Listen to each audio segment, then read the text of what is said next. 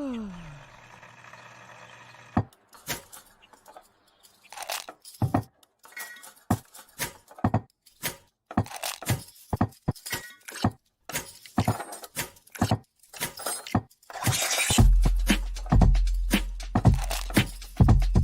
morning.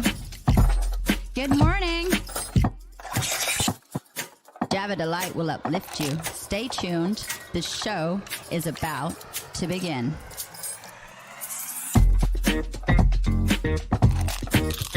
Grab your coffee.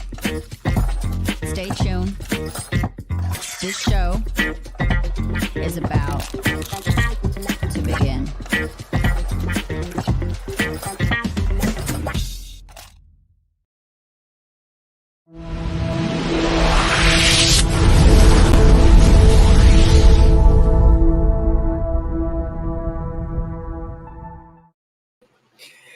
Good morning, ladies and gentlemen, and my name is Brandon Croucher, CEO of Delight Cafe. I am blessed, honored, and grateful to be sitting here before all of you this morning.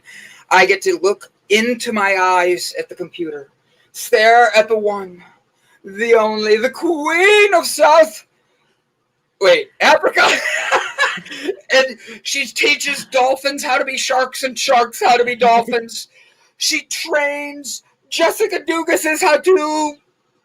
I don't have a thing for that. Good morning, ladies and gentlemen. Hi. How are you? How are you, Ilse? So well. I am so well. My day went good. How's your morning been? How was yesterday? Yesterday was okay. So we've talked about how the energies felt heavy. I was so tired all day yesterday. Tired doesn't even describe it. I literally was like leaning on my wall for some of my calls and was just like, and I didn't want to like fall asleep. I was like just out of it. But I went to bed early. I read. I woke up and I journaled. I thought I was going to be in a lot better, kind of mood today. And I literally was like, I need one of Ilse's birds flying over me just to scare the shit out of me. Like, just wake me up, get me going, get me moving. And honestly, I left. The laughing baby birds. I went and got myself an iced coffee this morning to get myself out and just get the body moving more. Whew, it's been a morning. It's been fun, though. I've had a good morning just running around, getting things in there, getting my life ready for the day and all that. And I can't be more grateful. I got yelled at by our behind-the-scenes producer. She is always having fun yelling at me and telling me what to do. But honestly, she's one in a million. And I love the fact she's writing comments right now, defending herself in the comment section. Sorry. Oh, so I did have fun with one thing. My mom yesterday, my mom and I were picking on each other because my mom has lost a lot of hearing. And it was pretty obvious last night, like she needs a hearing aid bad. And I'm taking the garbage out. Oh, I'm taking the garbage out. It's night. It's so dark. And she's like 10 feet away. And I'm like, hey, Moo. That's what I call that's my nickname for my mom because she doesn't want to be called grandma. I'm like, hey, Moo, like, did you get do you need blah, blah, blah, or do you have anything else you need? And she was like standing there giving me this blank stare. And I'm like, Moo, did you hear me? What? Mom, do you need anything? Like, what other garbage do you need taken out? Are you talking to me? Oh, my God. Moo. Yes, I've said your name 3 times. I'm 5 feet away from you. I get the rest of the garbage. She goes in and holds the door for me. So I walk by her and I go, I'm going to introduce you to my friends who are deaf. So thank you for holding the door. I walk away. Being a smartass, my mom goes, hey, Brandon. I'm like, Did you give her the finger? She gave it to me, and she did it so smooth. I had no idea what she was about to do to me. And then all of a sudden, my mom's like, take that. I'll show you my hard of hearing, you son of a bitch. I'm like, oh, man, my mom's vicious when she gets into it. That's why I said selective hearing, because she heard that part. Right? Like, she picks what she wants to hear when she wants to hear it. But she has mom hearing, you know, or wife hearing, like husband hearing. I think we can relate it all in the same. I know there's times when I was with my significant others that I would purposely go deaf. Like I would just be like, they'd be like, hey, can They you? were probably talking shit, that's why. They weren't always talking shit. They sometimes were just trying to be funny to me and pick on me. And I'm like, oh, I'll take it. Like, you know, but like when they'd be asking me to do something, hey, Brandon, can you help fold the laundry? Like, what? What laundry? No habla inglés el laundrio. I actually put my laundry in my car. I put my laundry in my car. I'm taking it tomorrow so it can get washed. So I can move into my new place with no dirty washing. I love that. I think that is a phenomenal idea. What did you get into last night? Because I got to tell you about our episode of The H. I might have to wait for Jessica Dugas to come on for this one, because the truth is yesterday's episode was many, many things. Informative is the word I'm going to use. High is the other one. Because he was definitely a wealth of knowledge, but I've never had an interview like this and never thought I would. So this was like a new thing for me, but it was a lot of fun. We had a lot of fun, you know? So I'll tell you about that in a second. Tell me what you got into last night. After the show, we set up for a band that we interviewed. It wasn't a metal band. It was more like rock, Stoned and Gold. So that went very, very well. Yeah, stones and gold. Stones and gold. Just making sure I'm saying it right. Stoned goldies. So we interviewed them, and then there's one band that we really, really want to interview, which is quite a big name in South Africa, and that has quite a big following. So we've been asking them and begging them and trying to get everybody together at the same time, because they're very busy.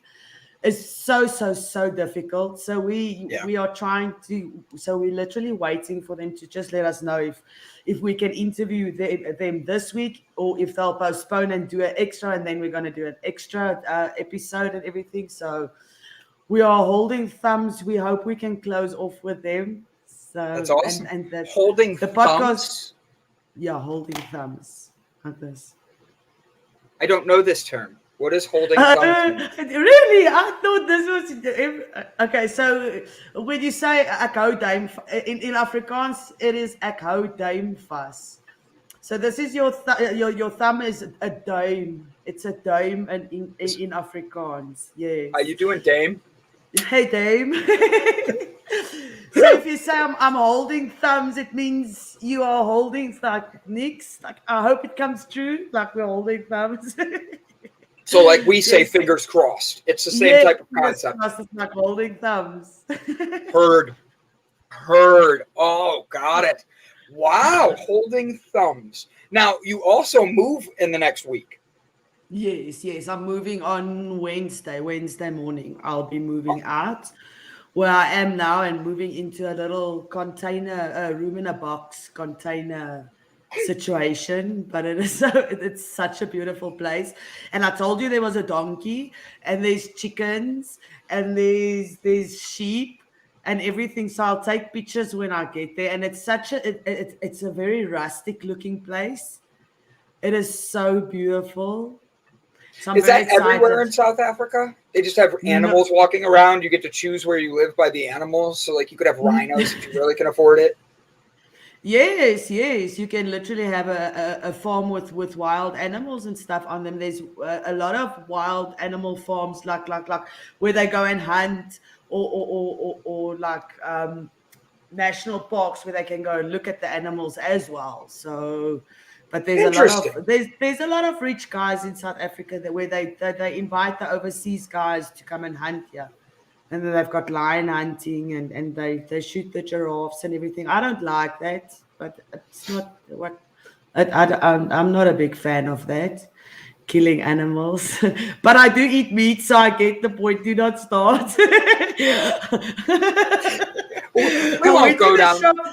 I went to the shop and bought biltong. No, later, earlier. Volta? Biltong. So it's meat, thick pieces of meat that they marinate and spice, and then they hang it up to dry. And it's a bull's tongue. No. It's steak. It's like meat. They just call it biltong. Oh, Biltong. You know what? I'm gonna have to just trust you on this one. I don't know that one, but I'm gonna hold my thumbs. You want to see what it looks like? No, because I have vegans that watch our show, and I don't want them writing in to say, Brandon, you showed this, and then I feel bad because I don't want them yelling at me and like, so many things. But I'd be curious to try it one day. How's that? No, believe me, you have to, and you have never in your life tasted anything that good. But it makes you thirsty, so that's also why, because it's dry, so it makes you thirsty, and there's a lot of salt in it, a lot of salt and spices. And that makes sense. That makes sense. So, do you want to say hi to everybody with me? All right, guys. So do me a favor. If you haven't said hello yet, good morning. Please tell us. Why not? Hi. Why? Okay, Ilse is getting a little intimidating. So today's hello will be, tell us, we've done where you're from, we've done give us something you're proud of, stuff like that. What should they do today? How should they tell us hi? We got the good morning.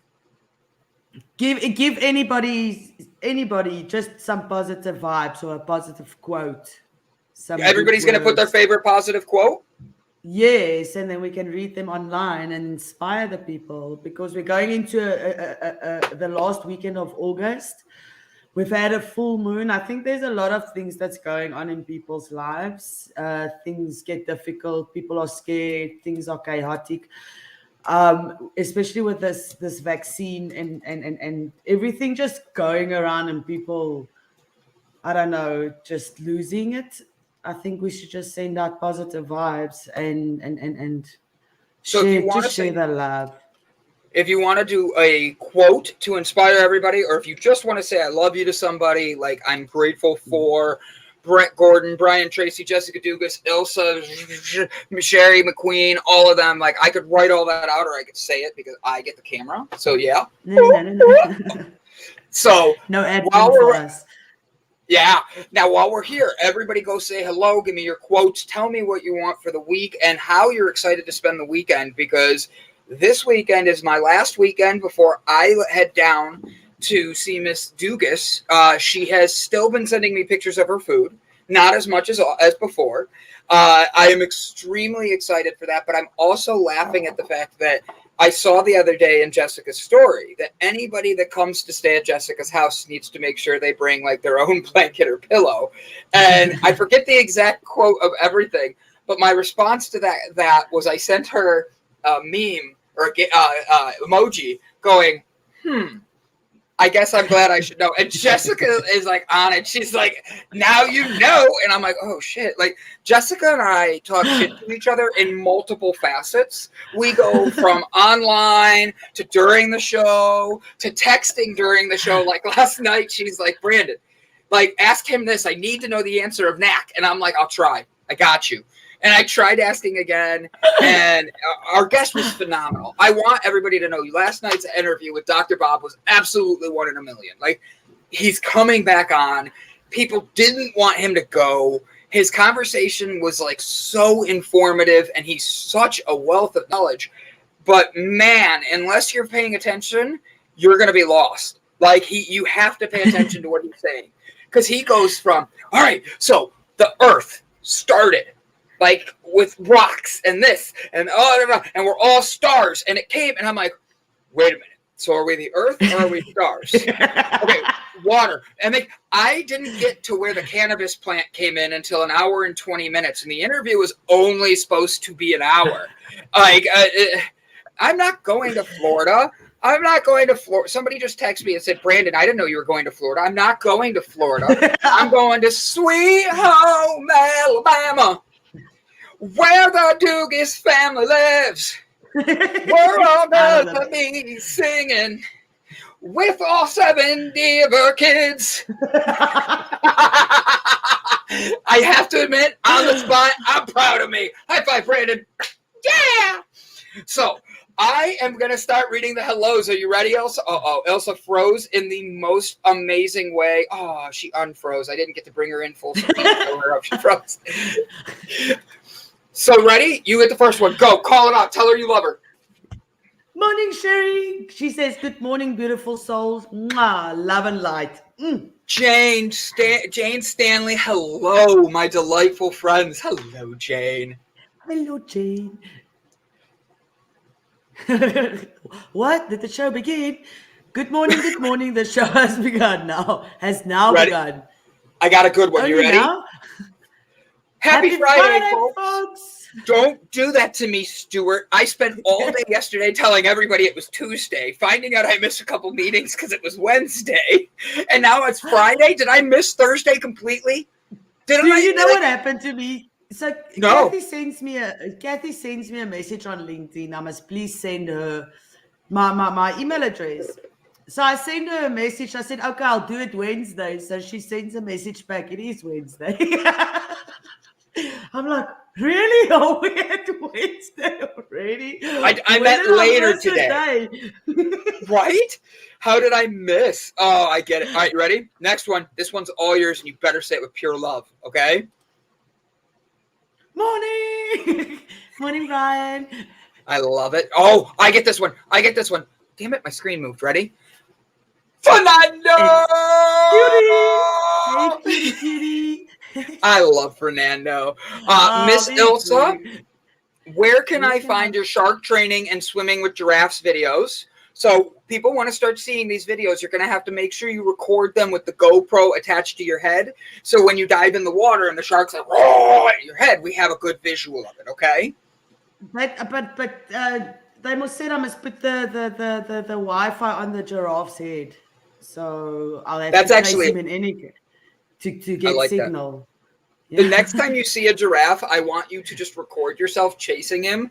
Like, come here! Like, okay. And you don't have to put it online. Just send it to me so I can edit it in.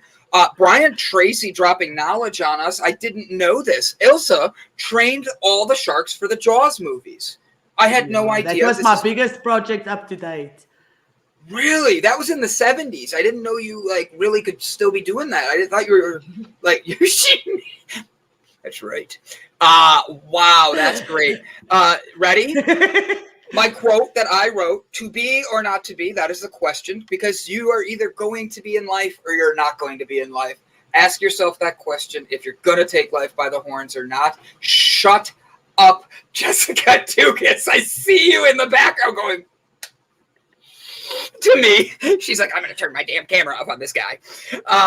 Sherry McQueen says, hi, laugh, love, and live in the moment. To make the memory. Son of a bitch. Ilse, you just need to move. Hi, love. I don't what. Love, light, and live in the moment to make the memories. That is so beautiful. I think that is very beautiful. Ready? Here's a good one. Ryan from Beyond Moving Pictures. I thought it said Hitler. From a dark and grey place. The gold keeps me warm. But I need more. I'm a kosher dragon. Shalom. You lost me where I am Hitler.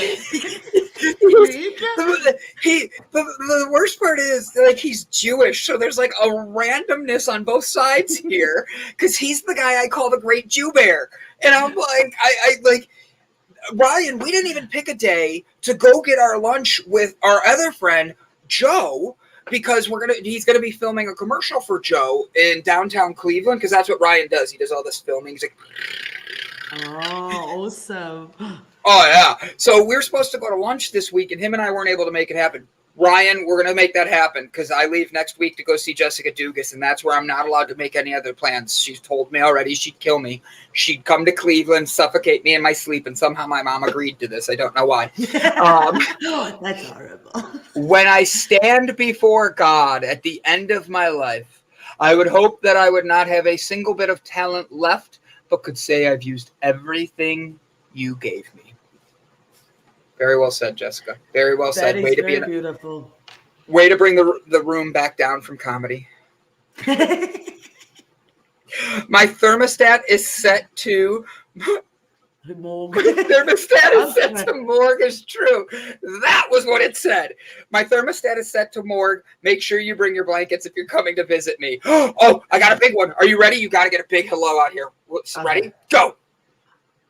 CK, good morning. Hi, Elsa and Brandon. I want everyone to know that you are beautiful and loved. I love that. Oh, Elsa, thank you for your help. I am grateful. Oh, what'd you do for Sherry? It's a pleasure. I like to invite my like-minded friends to my friends groups if they invite me. So I'm all in networking and exposing everybody. And she invited me to a group and I felt at home. So I invited some friends of mine that's in the community as well to her page. I love that. I love that. You are an amazing human being, Elsa. I'm so glad. Ready? I'll do this one. This is Sarah Nelson. She says, I'm not old enough for that, though that is very cool. So I think she's saying that.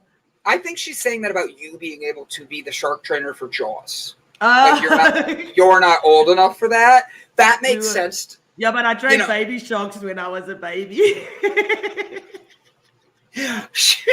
Her mom was the one that taught the Jaws sharks, and Ilse just took over the family business. The legacy. So technical. I'm so technical. Brian Tracy says his motivational quote for the day is, when life gives you lemons, make some damn coffee. That's how I read it, at least. Beyond Moving Pictures is moved. Right. He is, I am cooking for a food company soon. For once, I won't be filming. And that's kind of ironic because I'll be honest, guys, Jessica Dugas might be the vegan chef of chefs, and she's going to like make me eat everything. She's going to be like, here's your root chakras, eat this color.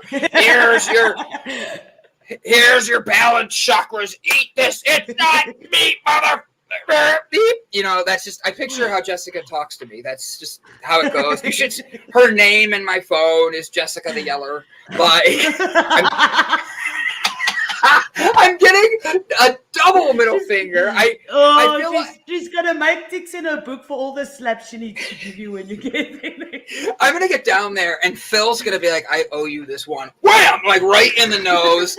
And he's like, Jessica said you needed to be caught up. Like you're way ahead on like needing slaps. Your mom's not keeping up with it like she's supposed to. Like, you know, the daily beatings are not happening for Brandon anymore. Sorry, guys. I started to enjoy him a little too much. Sorry. You all got a king. Oh, Jane says hello, CK. Hello, Miss Sarah. I love it, guys. I love it. So, Elsa, we're going to be diving into talking. Brandon will be shitting for a week. Sherry McQueen comes out and she's like, yeah. Well, here's my thing, Jessica. I'm going to be down there with you for at least a few days in Alabama with eating all of this food and eating healthy with you guys and running around with Phil and selling cars for a week. How am I? She's shaking her head. No, you're not selling a single damn car, Brandon. Don't even think about it. Don't even try it. I don't think you could. Okay, I could sell a car better than I could sell my CBD. I'll tell you that. I used to be a second-hand car salesman, sales lady, salesperson, sales individual, sales representative. That guy. All right. So like last night I got to interview Dr. Bob and we learned all about how the cannabis plant and us evolved and how we evolved through plants, through water, through science, through proteins. He taught me something that blew my mind, and it's something that we've heard before, we learned in science class, but you don't think about. He literally was explaining how one strand of DNA is 3 yards long. And then he was explaining how if you take your entire DNA system, you could go back and forth to the sun multiple times. And I'm sitting there Like, yeah, my mouth hit the floor with that because I'm like, there's no way that our body has that much. And then he's explaining how the stars and how the way the sun helps make plants grow and it feeds the plants and what we put into our bodies and how the mind works. Like, he connected the mind to the spine to the stomach, and why exercise is the fire in your stomach to get you going, to have your mind get going. And that's why I'm bald. I burned up all the hair apparently because all your heat leaves out the top of your head. So I learned that yesterday. I finally realized why I'm bald. And he literally, whether that's true or not, we'll find out later, but he literally was taking so much of the earth and showing us how we connect with it and how our bodies have evolved with this. The energy of Delight's Digital Cafe with Brandon and Ilse is phenomenal. The show now feels so next level and global. Gosh, that's our goal, guys. So beautiful. God, that, like, my heart just skipped a beat. Like, for real, it's not me even being like emotional, but it is a little bit. I really do love that because that's the goal. Is I truly see this being a platform for us all to build our best selves, and that's what we say. And I even if you disagree with something our guests say, guess what? You're allowed to disagree with them. Don't let the emotion overtake you. Because we're going to have controversial guests. I'm going to disagree with some of our guests, even if I'm sitting here shaking my head. Yes, like, oh, interesting. I'm going to find a way to bring it up another way. Yeah, really. So which side of the barn were you born on? Oh, under the barn? Got it. Like, you got to just, you roll with the punches. You feel the energy of what it is, and don't let them get to you, because that's an energy we don't need to take. Last night, Brandon and Ilse for president in 2024. I'd be the vice president. I'll let you be president. No, then I have to do all the work. Bullshit, the vice president. Have you not seen president? That's too much responsibility. I just want to be responsible for myself, please. Wow, that got shot down real fast. So, no thanks. Like, you're that like, must be the most boring job ever, running a country. You know what? I saw something. I saw something on Facebook. So I've been trying for a while to get into America, and it's difficult getting a visa when you're from South Africa. But I actually saw a post on Facebook that they've got another type of visa that actually gives you a jump start, but you need to invest in America. I'm like, that's a bit unfair. Sorry, just because I don't have money, you don't want me in your country. It's like, that's not nice. So wait, if you had a work visa, would you be able to come here? I'm struggling to get a work visa. So what I did is I got a B2 visa, or applied for a B2 visa. So I'm going on the 25th of Jan. So that's for 6 months, I think. Yeah, for being in the country for 6 months. But the guy that's from South Africa that actually got hold of me and told me how to do this through me just applying for jobs. And then one of the guys that worked with him says, oh, this girl's from South Africa. And he actually phoned me and explained to me how he got there. And he said he got a B2 visa, and he went there and found somebody to give him a job, and then they just swapped around his visa to a work visa because he was already there and he paid his own way there and everything. So that is where I am at in this stage, is waiting for my appointment. I'm just curious if you could get a work visa for certain things, like what your restrictions. You can. For you get the H1 and H2, I think, visas, but then you need someone to sponsor you, and they don't sponsor you if you don't have a degree or something like that. You have to have a high education level and be a specialist in your field before they that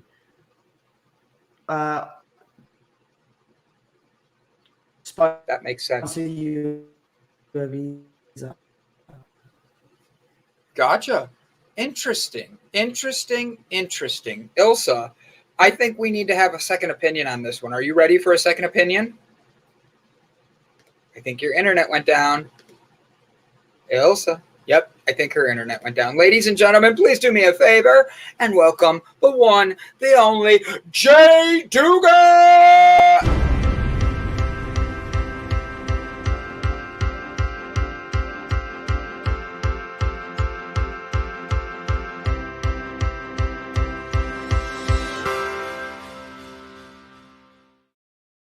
Good morning. Jessica! Hold on, let's see if Happy Ilse's still frozen. Thursday. She's still frozen. Hi, Jess. How are you? I'm fabulous. How are you this morning? I am wonderful. Jessica, before the show, is all like, Brandon, let me tell you as I'm doing my makeup. Then she comes on and she's like, hi, guys. Hi. Come with Listen, the we are card. all multifaceted people. Do you understand? Like, we have different sides of us. But listen, the great thing about Brandon Croucher, ladies and gentlemen, is that whether he's off the screen or on the screen, he is the king of fish stories and likes to embellish literally everything that's going on. Yes, I was giving him the bird behind the scenes, but that was not a lie. However, literally everything else he says is complete and utter bullshit. Everything from yesterday's interview to going down to visit you guys and selling cars with Big D. But you know, this is my husband. My husband is like that too. And so you guys, somebody was talking to me yesterday, and they were like, "Well, how does your husband feel about Brandon coming down there? You know, and he might be at work." I said, "Listen, I'm more worried about those two running off together." Yes. Like, the truth be told, I plan to probably go to work with him one day, just being honest. Like, I'll drive out there. Brandon needs to look at a car. Why does Brandon need to look at a car? Why? Because Phil Dugas is going to sell it to me. That's all I want. I want the Big D. Wait, that doesn't sound right. But it's true. I mean, did you see what CK said? Now, Jessica, I have to do some repairs on my Dragon staff. I plan to do them this weekend. Mm-hmm. Okay? But CK says, Brandon, you know that you are that you burned all your hair while spinning fire. Tell the truth. So the truth is, nope, didn't do that. I burned my arm hair, but my head hair has been gone since I was 16, and that was me just lighting like garbage cans on fire. Are you like what Caillou looks like grown up? Who? Do you not know Caillou? I know. Caillou's a cartoon. Caillou's a cartoon, and the kid's been bald since he was 4. He's 4 in the cartoon, but he's bald. And there's like all of these theories of like Caillou might have cancer. And when you ask Alexa why Caillou is bald, apparently Alexa says that earlier in the creation of this cartoon, Caillou was supposed to be younger, and then they decided to make him 4, and when they put hair on him, nobody recognized him anymore, and so they just kept him bald. That's it. So, Hey Arnold's bald. Stewie Griffin's bald. But this kid is 4. Stewie Griffin's a baby that talks. Yeah, to dogs. It's different though, because he talks like, he talks kind of like an adult. And so Caillou's like, "Hey mom," like it's So he sounds like me too. He's like, I'm not Jessica's face. Yep, that's you, B. Oh, so true. Apparently, Brian Tracy says Brandon and the fish. His Hootie and the Blowfish tribute brand. I love that. Miss Ford corrected you though. Oh, wait, where? Hold on. Oh my God, there's a lot more comments. Hey Arnold has blonde hair. Oh, damn. She is like coming at me. She's like, yeah, I know my Hey Arnold. What you want with that, babe? Drops the knowledge no matter whether we're talking about Jesus or cartoons. I know. She's up here. She's like, here, Ilse, listen to me. Listen, Ilse. Listen, Ilse. Elsa, we shall believe in the Most High God to bring you wherever is needed, to get you where you want to be, albeit a work visa or everything else. I had to read it in that tone because I started with that. Sorry. You guys see what I mean? Do you see what I mean here? Brandon, just take yourself off the screen. Okay. Elsa, good to see you, my friend. I'm back. I don't know this.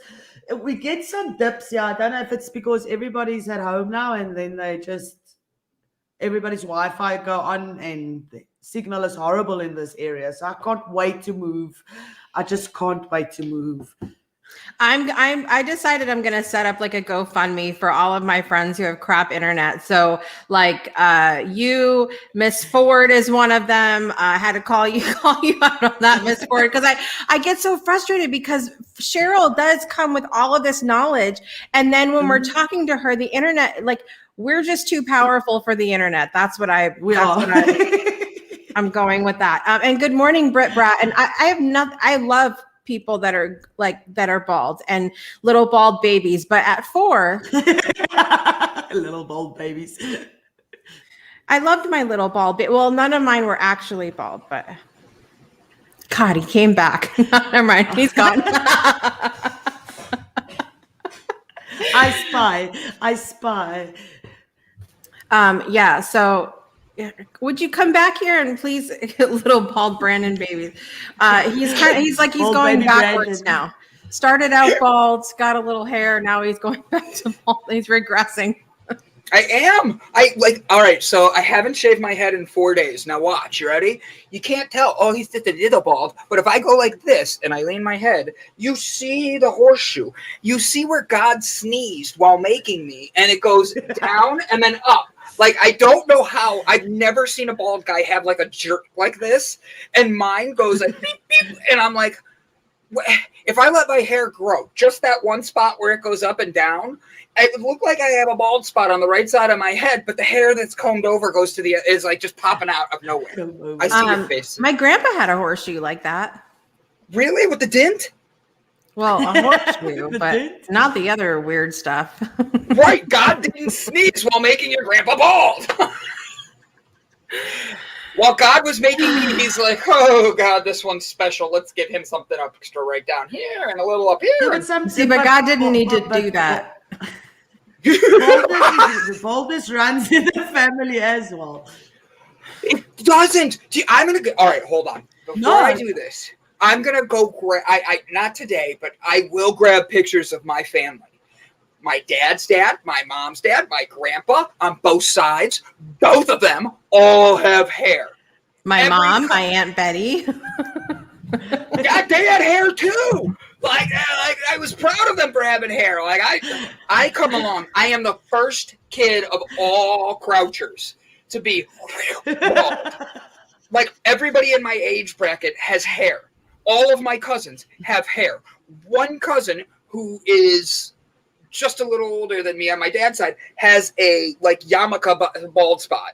Like, and it's a perfect circle. And I'm like, how did I lose the hair for everybody? Only on Java Delight can we spend an entire hour talking about baldness. Jessica Dugas, tell us what you have coming up because now I'm choking.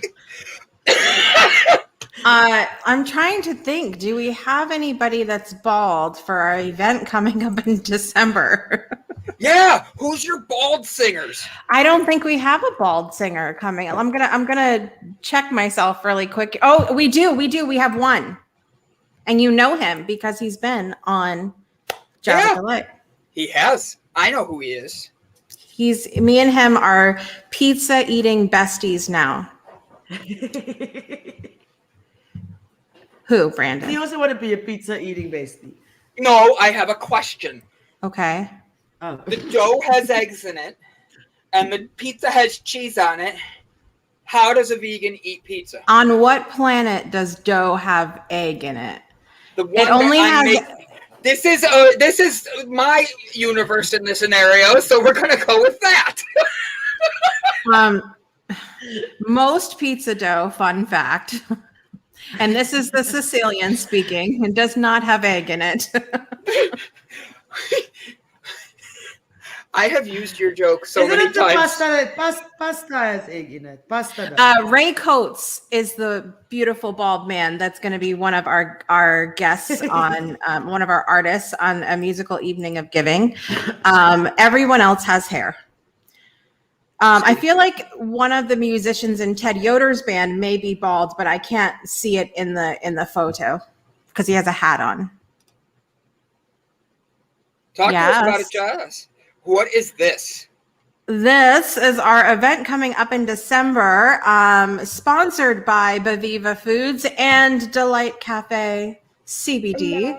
The benefit is completely non-profit. So every penny of the ticket sales is being split evenly between Overcoming Odds and the Weiss Scholarship Foundation. So literally people all over the world can benefit from the money raised from this concert. And it features several of the musicians that have been on the Breakthrough Show, including Fangalil, Rory Kelly, Abby Miracle, the Ted Yoder Band, Kevin Kiley, Lisa Pinnock, Ivinder Carlson, Olivia Ambani, and Ray Coates, as well as some more that I cannot drop the names yet, but they are coming soon.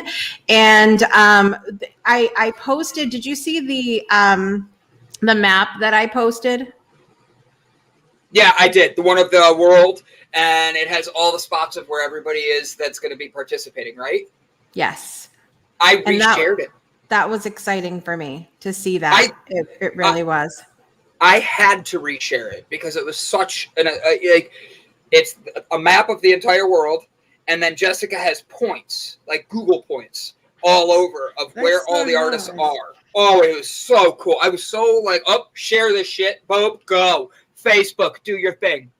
And like it, did its thing.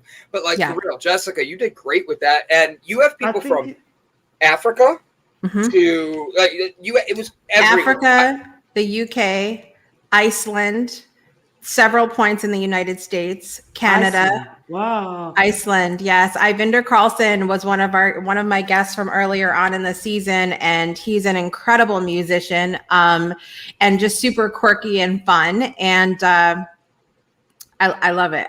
He's amazing. So I'm excited that he is one of our recent signups for artists, and I'm excited about that. And I have my headliner now, but I can't drop it yet. No! Jessica Dugas! That's twice now you've done that to me. Do you know what kind of temper tantrum I can throw? Well, I'm excited, and I'm excited because everybody needs to know that the early bird tickets are on sale now. So you can go to amusicaleveningofgiving.com and you can get the tickets there. Discounted until the end of September, and then they go up to regular price. And if you are one of the Breakthrough Show Network supporters through our Discord, you also have another 10% off the tickets as well. So there's a coupon code for those of you that are one of our supporters. You can look on Discord in the supporter chat for your exclusive code for another discount on top of the already early bird discount. So it's awesome. What you're telling me is I can get a discount on a discount on a discount and it counts? No, but that sounds wonderful. But because we want that. Look at, I want to encourage people to get their tickets early, but we also want to remember that this is for charity. And so, when I've talked to people about different things, about the thing, people tend to be like, what am I getting for discount? What am I getting for free? And I'm here for haggling on a normal day. But when we're talking about giving back, when we're talking about giving from our hearts, we should just give from our hearts because we want to give from our hearts, period. End of story. Right. Not to expect, everybody involved, we're doing a lot for them as far as promotion, and everybody's going to get a swag bag, and there's a lot of fun things going on behind the scenes. But for the most part, it's like doing it out of the kindness of your heart. And I will tell you that the band that I spoke with yesterday about headlining the event, Their words to me were, because I said, this is our first event. I realistically don't know how many people are going to buy tickets. I can't, because it's the first time we've done it. And so he was like, it's for charity. Even if you sell a couple tickets, that's a win, because the money's you're not pocketing that. It's going to people that need it. And so that's how I knew, like, yes, I picked a good band here. So I'm excited to announce that once they're all officially signed paperwork and all of that fun stuff. And it would be awesome, before I talk about what's on the Breakthrough Friday, if Brett wants to play the little teaser that we have going on. I was just about to say, Jessica, you have a teaser, don't you?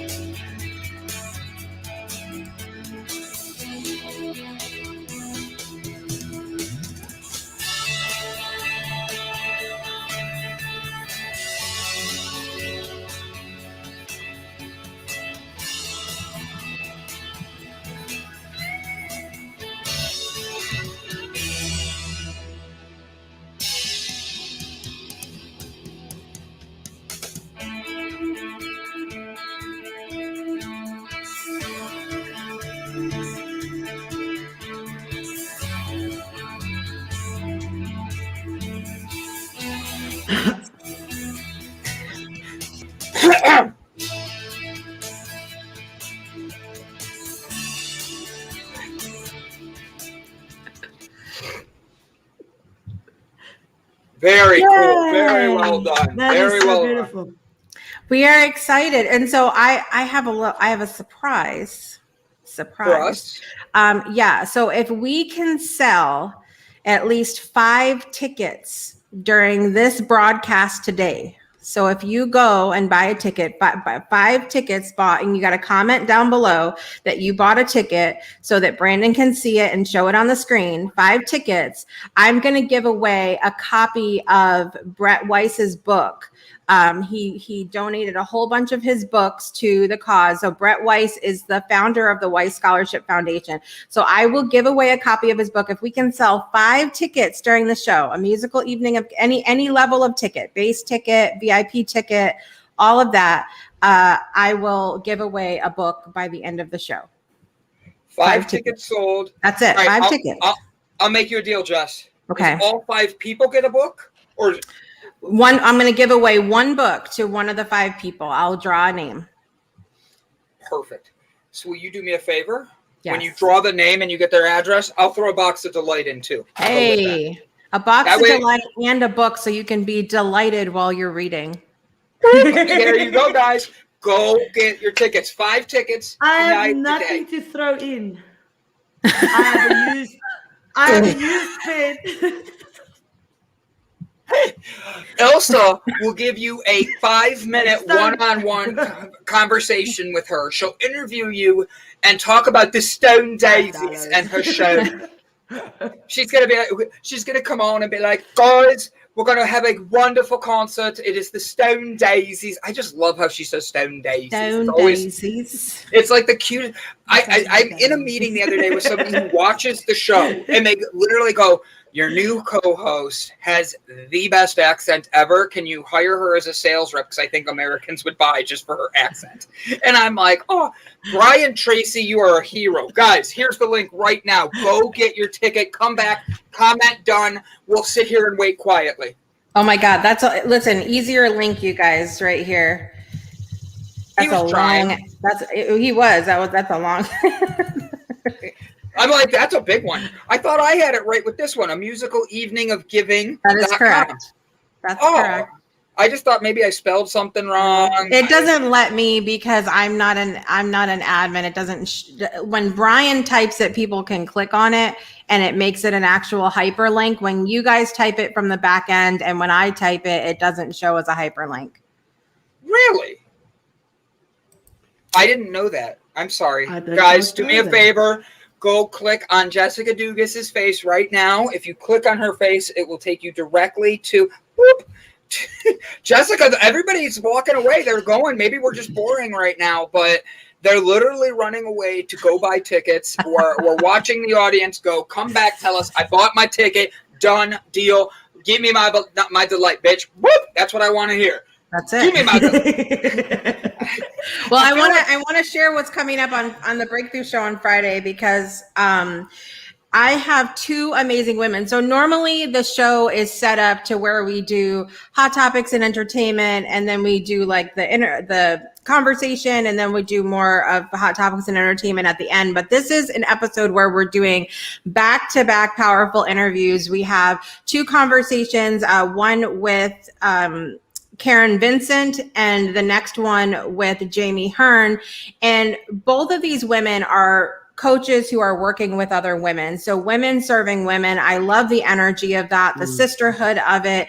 And Karen has an amazing story of transformation herself when she was really kind of starting her own personal development journey. And she, like, it was very similar to me, where I kind of thrive on new beginnings. I love a Monday. I love a morning. I love a new year. I love a birthday. I love the symbolism of starting something fresh and new, even though you can obviously start something fresh and new at any moment, at any time. But I love that. I love that energy of that. Do I have to add a shipping address, or can I do the shipping address? Is because I'm very particular about sending things in the mail. I like to send thank you notes and whatnot. But if you want to put Brandon's address, you could totally put Brandon's address. So it's up to Brandon. Yeah, I'll give it to you. So she talked about, that you can wait for the right time to start something, or you can just start. And she talks about a lot of the different things about the importance of not starting with too much, or going like kind of like what Lisa was sharing yesterday, and something that Lisa taught me as well about, because I get real excited and I'm like, I'm going to work out for 2 hours every day starting right now. And then my body's like, what in the hell are you doing? 20 minutes into the workout. Calm yourself. And so we're not doing this. I'm not part of this. Yeah, your brain's like, I got this. Your body's like, sit the fuck down, Jessica. Yeah, exactly. And so, but Karen shares a similar message, but she also talks a little bit about, when you start to make those changes, your relationships can change as well. And some people might look in and not really understand your journey or understand why you're making the choices that you're making. And then the same thing, Jamie Hearn, the next interview, she is actually an attorney, but she says that she came out of the broom closet, as she calls it, as a spiritual intuitive. And so her family and her friends are kind of like, aren't you? Because attorney and, psychic medium are like not things that you would not associate with one another. And so we talked a little bit about, what happens, if an attorney client finds out like what your other life, so to speak. And she said she talked a little bit about how she had this one experience where she does estate law. So she helps people with their wills and all of that. And she had people in her office, and the kids Googled her, and some of her like more woo-woo stuff came up, and they asked her about it. And she's like, yes, I do that, but I also do this, and I'm amazing at both things. And so we really had a great conversation about the multidimensionality of us as humans, and how we tend to have this idea that we're supposed to have this one thing and be good at that, when there are several of us who don't just love, but we're passionate about, and we're good at a lot of things. And so we kind of, from the other side of the table, we have to stop pigeonholing people to, you can only do that one thing and be good at that one thing and allow people to explore all the different areas that they want to excel in. Sherry, I will have to look that up for you, but her name is Jamie Hearn. And if you mean practice law, I'm not positive. And so I'm not sure what states she's, what do you call it? Licensed in. So I'd have to look that up for you. But anyway, yes, that's the Eventbrite link as well to the tickets that Brian is sharing too. But yeah, so both of these conversations on Friday, tomorrow, really focus on that we need to make the changes in our lives and allow ourselves to explore all of the different aspects that we want, that we're interested in, that we're passionate about, that we want to excel in, without worrying so much what other people are going to think. And when they do comment, it kind of has you ask the question, what are you going to do about it? You know, are you going to just allow that you guys to agree to disagree, so to speak, or are you going? Is it not going to be a good relationship for you anymore? What is your process going to be if that happens, and has that happened to you before? I think that's going to be, and that's tomorrow's show on the Breakthrough Show. Yeah. That's going to be a good one. I love the quote that she comes out of the broom closet, because that's just creative to catch people's attention. I love that. Early bird, platinum, VIP. Can't wait for the show. We got one down. I know there's a second one in here. I know there's more coming. 5 tickets sold. You can win a box of Delight and a book from Jessica Dugas and a 5-minute session with Ilse alone talking about music. That's it. That's it. Nothing else, you perverts. Okay? Don't be out here being all creepy. All right? We don't need that this morning. It's Thursday. Now, Jessica, tonight, I'm giving you 1 minute. 1 minute to talk your smack, because we have a really good episode of Between the Squares. That is not the name of the show. One square at a time, where we're talking about Pete's Dragon, the 2016 and the 1977 version. You're taking 77. Brett's taking 2016. Am I correct? Yes. And you're going to compete to say which one is better and which one teaches us more about leadership and life. Jessica, defend yourself now before Brett Gordon gets on here, even though he just bought a ticket VIP pass to your show. I know. I feel like I need to be like, oh, Brett, you win. I love it. I gotta check. No, Brett is my arch nemesis now, because look, he used a specific word when we were talking about this when he was on Tuesday, that it's very hokey, and I will agree. But it's kind of one of those very campy, you know, you either love it or you don't kind of thing. And my kids, like I remember watching it to death when I was little. My kids have watched it over and over again. We found out that my son's boyfriend had never seen it before, and so we watched it with him while he was here, and like all of it. I just love it, because I'm like, you can't come in my house. It's you'll learn this when you get here, Brandon. If you are in my house and I find out that you haven't watched a movie that I love, I'm like, drop it. We're going to watch it right now. Like, we're going to do the same. I do have one question. Since I'm bringing the staff with me to spin fire and everything, all right, should I bring the projector screen so we can watch one of your movies at night? We have projector. The 25-foot blow up? We don't have a blow up, but that's all we use in the house is projectors. We don't have TVs. But my question to you is not that, because yours is in the house. I don't want to sit in you and Phil's bed. I'm figuring that's where I'm sleeping already, but I don't want to sit in you and Phil's bed and watch movies with you two. Bless your heart. You don't understand about Alabama heat. I can barely do Ohio heat. Should I be warned? Well, we know that my house is set to morgue, so you'll be fine inside, but outside is another story.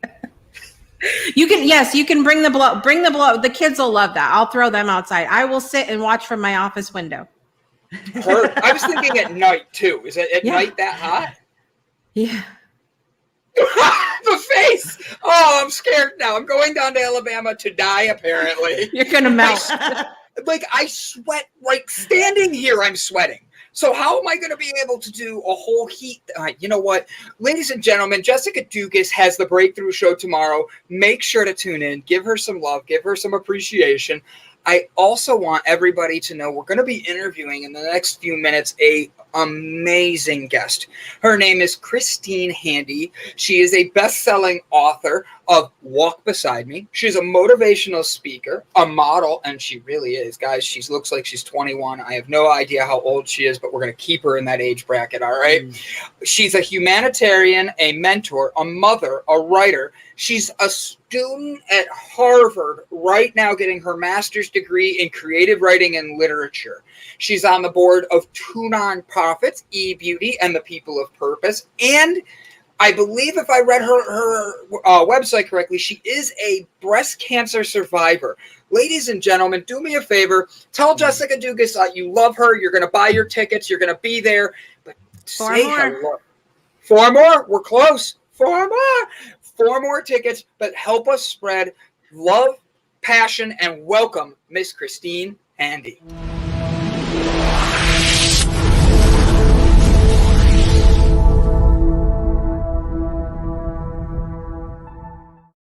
I'm on. Hi, everybody. Hi, Christine. How are you? Hi. I love that intro. I'm reading it like 5 times before the show. I'm like, don't mess up her name. Don't make any inappropriate jokes, or like make her feel comfortable at first and then be perverted with her. Let her know how it is. So, Christine, you have. Oh, I'm so excited you're here for real because, like, first off, motivational speaker, inspirational, mom of 2, don't look old enough to have 2 kids, so let's just keep that there. And you're always going, like, there. I read your bio on your website like a bunch, and there's always purpose in pain. I read that and was so excited to have you on because you are expressing a different side of pain and finding the positive in it. You are looking through the window and saying, F pain, I'm going to take it.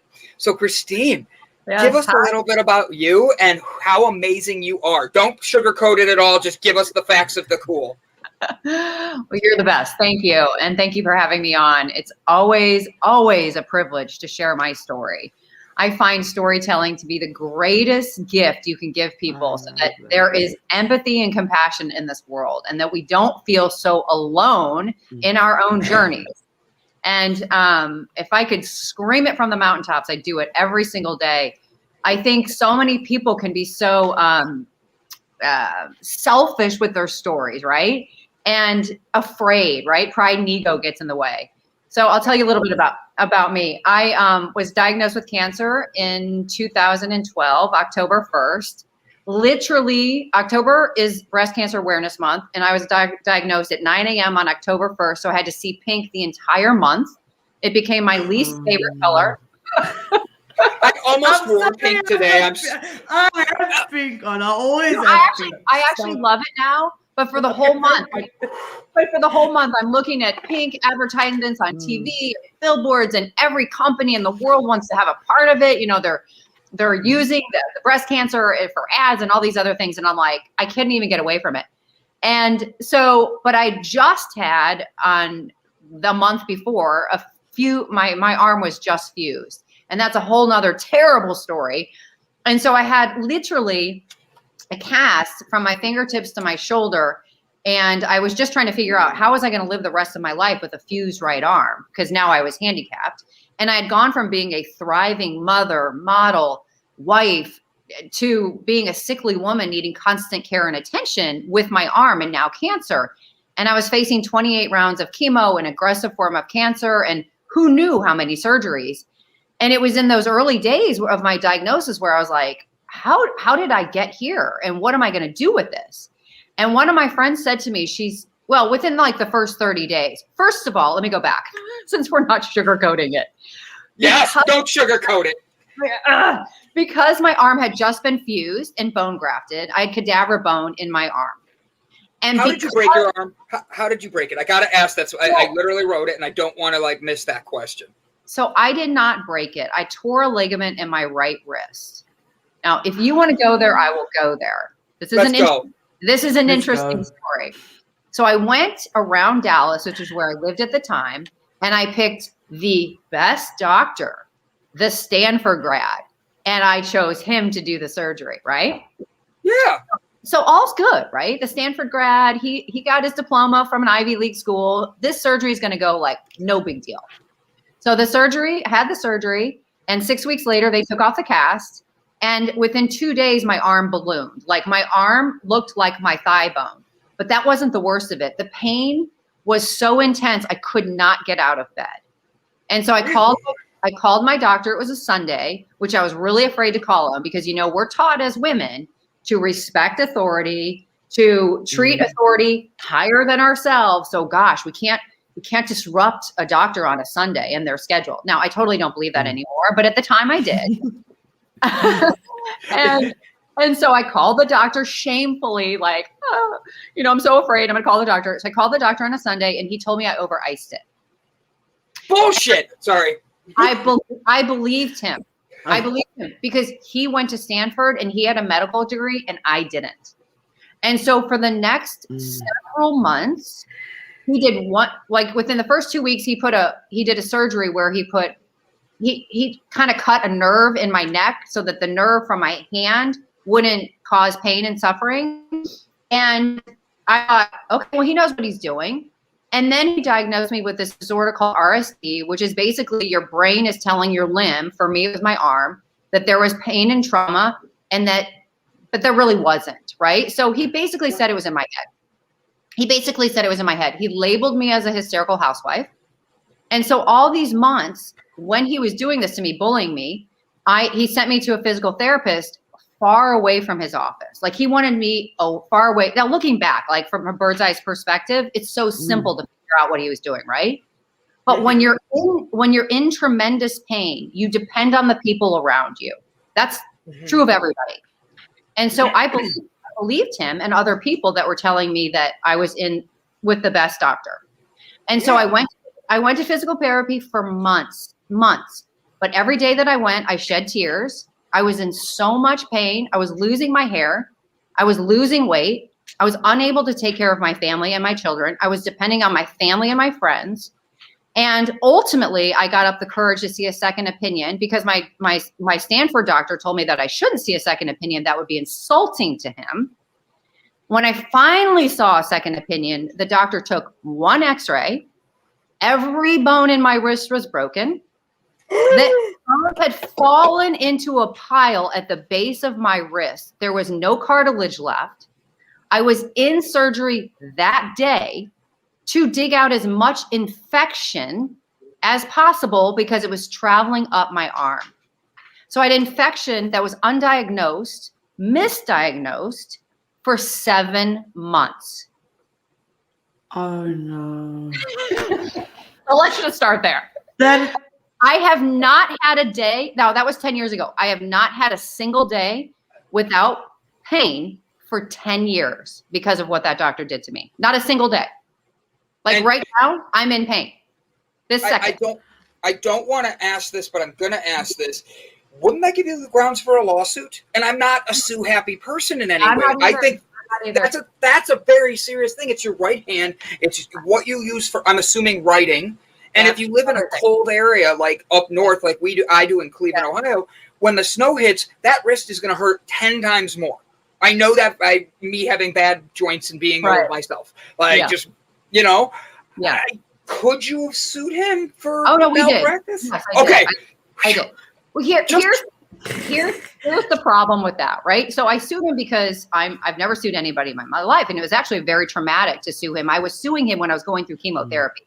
How messed up is that, right? I had to walk into mediation. The guy was standing there, the doctor was standing there, and I was bald because I was going through chemotherapy. And so anyway, we did sue him. We won, but in the state of Texas, which is where I lived at the time, you get no money. You basically, it either goes to the lawyers and then you get nothing. But I did sue him for money. I wanted, my out-of-pocket expenses to be paid, which by the way, they weren't. But I wanted him to not do this to somebody else. I wanted to show my children that I was standing up for myself. And this is when I started to stand up for myself, actually. And then, so I was up in New York City. I found a doctor that would fuse my arm, because oftentimes in medical malpractice suits, doctors won't take cases. New doctors won't take on bad doctors' cases because it's a liability.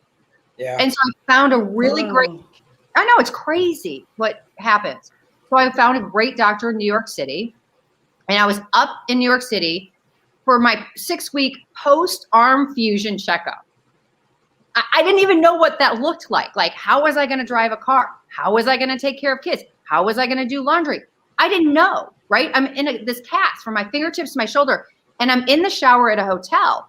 And what I had done for months and months with various casts on my arm for the past several months, I had taken liquid soap and poured it over my shoulder to wash my chest.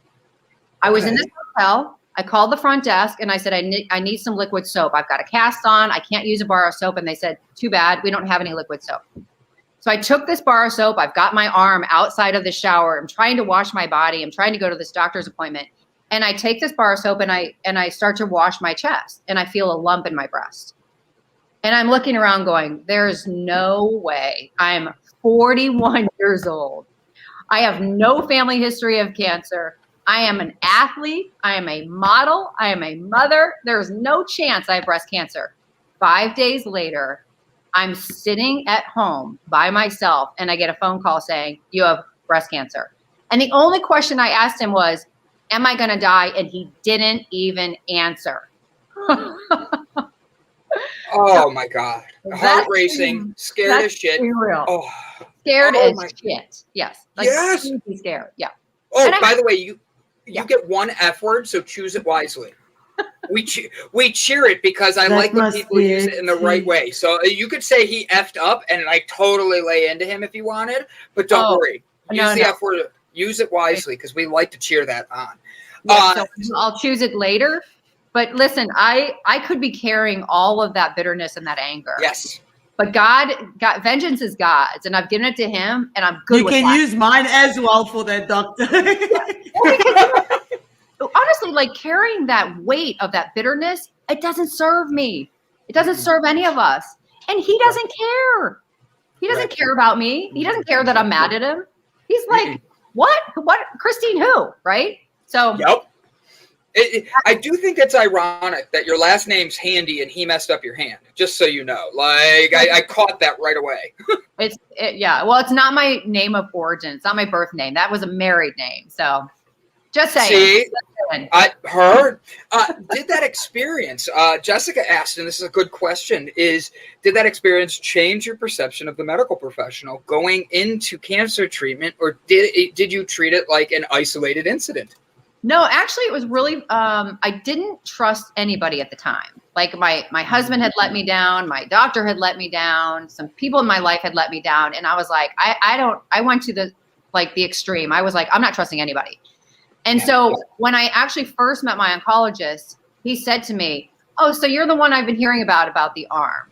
He completely made me feel like I've been seen, I've been heard. He knew who I was. He knew what happened to me. And he said to me, and maybe I'll use the F word on this. He said, what the F did that doctor do to you? So from the very moment I walked in my oncologist's office, I trusted him. And that's where I started to shift. Yeah. Thank God for some good doctors. How long have you been in remission? So I don't like to use the word remission because that implies that I still have cancer. And I didn't even know that until I had cancer, because I used to say that to people as well. I have been cancer-free for how many years, Mom? 7, 8? 8? I think 8 years this December. Yeah. Did you just say Mom? Amazing. My mom's here. My mom never gets interviewed. Hi, Mom. Oh, it's so good to see you. Look at her. We like looking at moms. We love One you, of Mom. our moms might come on too. You never know. Like, this might turn into Mom Hour. I'm with my parents for a couple weeks because I do live alone in Miami, and it's so nice to spend some time with them. And I happen to be doing this morning. So my mom's, I'm in Wisconsin, Green Bay Packers. Oh, so I'm in Cleveland, Ohio. And we have a little bit of a rivalry with Green Bay and Cleveland because of the fact it goes back way back. Now, we've sucked for years, but this year, Green Bay and Cleveland play Christmas Day. Tell your mom I might come up there to visit that day. You tell my mom. Hey, Mom. She says, come on, I'll wear a Packers jersey, but I'm going to have a Browns hat on, just so you know, all right? Oh, my God, I don't want you here. You mean uninvited? Green Bay Packers all the way. What if I wore a cheesehead hat with a Browns jersey? Would that be okay? That would be good. That would be really good. We love it. I love it. I love it. Now, I'm going to ask you a question. Your daughter has been through so much. How proud are you of how far she's come and what she's doing? Unbelievable. I'm going to cry. I didn't mean to make Mom cry. Oh, no. Don't make Mom cry, Brandon. She's the absolute best. She's made lemonade out of lemons for sure. Oh, my God. Mom, I didn't mean to make you cry. Guess what? That is so beautiful. I have good news. Aaron Rodgers is still on your team. I know that. I like him too.